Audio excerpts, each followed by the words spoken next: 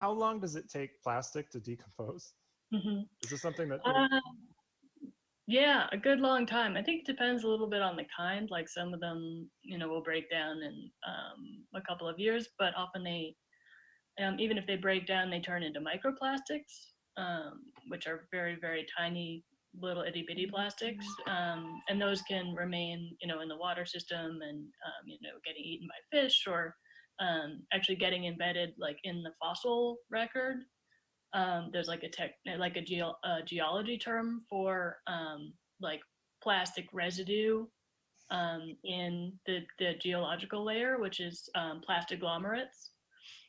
So that's actually like basically every part of the Earth's surface has tiny bits of plastic um, that are just part of the rocks and part of like the mountains and everything. So so yeah, they kind of don't go away. They really just become, they just spread themselves through the natural world, and they're just sort of everywhere for a very long time. So.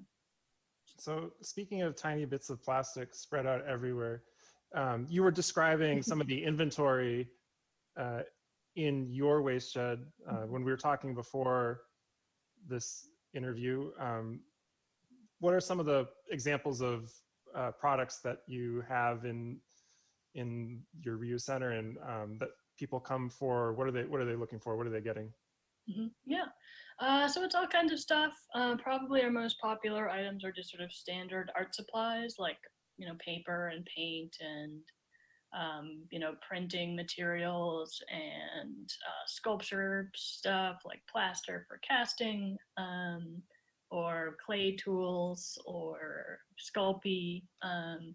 We have a lot of craft supplies, so like googly eyes and pom poms and um, toys and game, like some like small toys and games and stuff.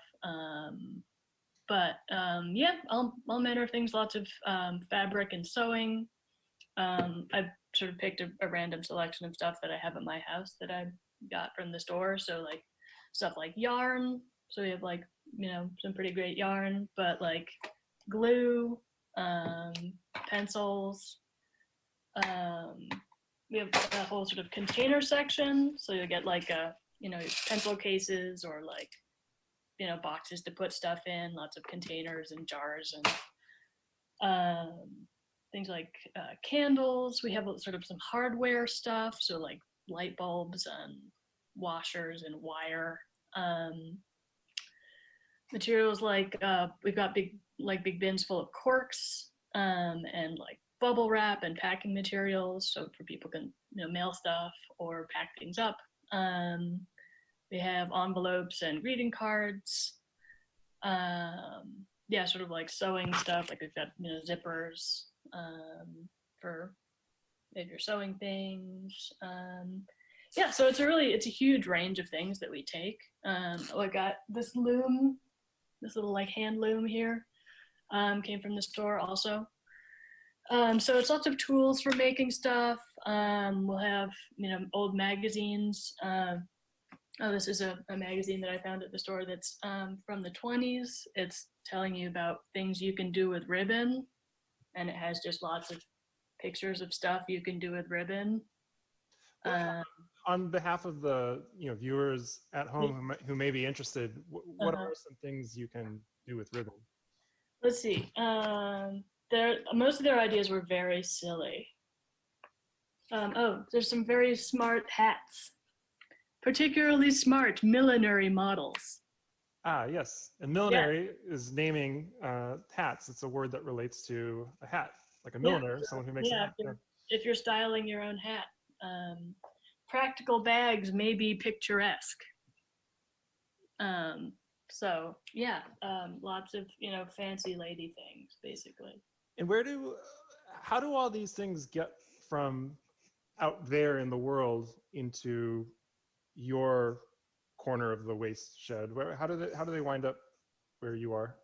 We just leave the doors open and stuff rolls in. It's like people have so many things that they're just holding on to, mostly because they don't want to throw them away and they don't want to waste them.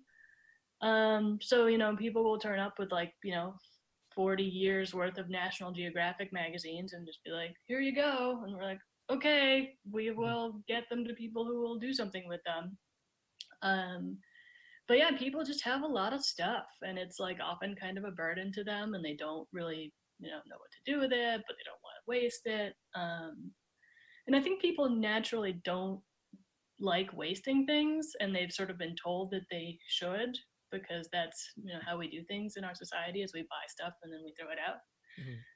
But I think people really like to be careful with their stuff. I think if you give them the option to like rehome something and divert it and have it go somewhere else where it'll do good, they are really enthusiastic about it. Yeah, so we just take donations from the general public. So people will, sort of clean out it'll be like teachers cleaning out their classrooms or artists cleaning out their studios, businesses that are moving and getting rid of, office supplies and stuff like that. But yeah, and we'll get estates too. So often, like, somebody's like grandma will die or something, and then we'll, get those are really interesting because then you often will get somebody's like kind of entire like creative life. So you see like their like all of their sort of things that they thought were too cool to throw away, and then their next of kin is charged with finding things to do with their stuff. But that means that we get stuff that's real old, like very interesting, weird, cool old things come through all the time.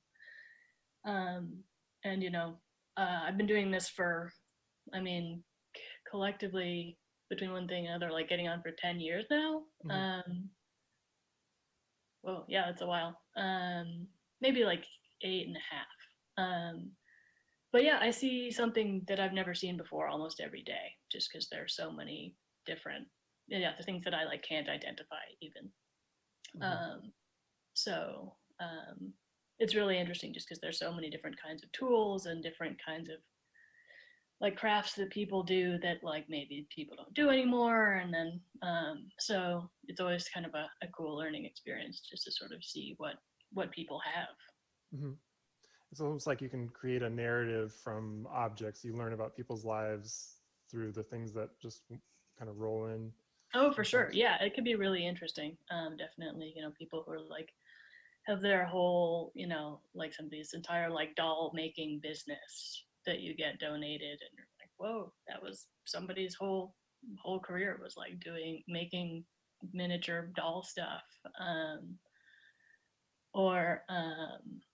Yeah, I'm trying to think of any good. Oh, we had a whole like a costume designer donated his entire like historical pattern collection. It was like hundreds. It was like boxes and boxes of like patterns for making historical costumes for like the theater. So it was like like Victorian urchin number 2, in like 6 different sizes. And he actually like he donated the patterns, and he was like crying because he was like so emotional about like it was like he and his partner had like run this costuming business for for decades, and they were sort of retiring and releasing it back into the world. But people really like the patterns. I mean, they went all kinds of places and were at everybody's school play or their medieval costume or whatever. So it was really cool. You mentioned speaking, I guess as we're coming to close here, you mentioned things that are cool and also learning something new every day. If you had some piece of advice or some piece of wisdom or something that you would hope that viewers of Office Hours, this afternoon's Throwback Thursday episode with Eleanor Ray of the Wasteshed, if there's like one thing that they could learn from our conversation right now, what would you hope that would be?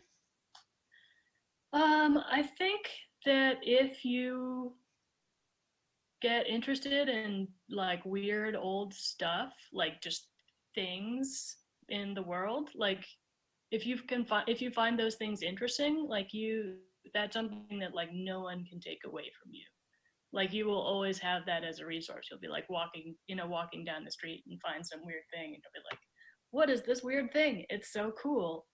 So I think like having a curiosity about sort of the material world is a really sort of enriching experience for me. I think it's sort of like it helps me sort of see,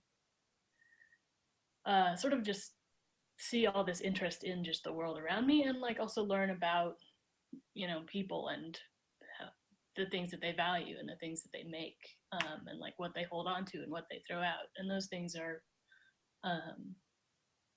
just sort of a really interesting way to kind of get to know like the human species. So. Well, you know, I have to agree that I think having a curiosity about the material world is a really powerful lesson to take home from this conversation. I know that I'm going to be looking a little bit more carefully as I walk down the street in a mask, keeping 6 feet away from the nearest person to me. And I Yeah, encourage. not the best time maybe to indulge this this hobby, but you know, you can always look at things even if you don't always want to touch them. Well, we have plenty of time to practice the skill now, and then someday, you know, hopefully someday things will get better. In the meantime, though, once again, I want to thank Eleanor Ray, Executive Director of the Wasteshed in Chicago, for taking the time to talk to us about creative reuse. Live from New Bedford, Massachusetts, my name is Mr. Green, hoping that all of you can take care of one another, and peace.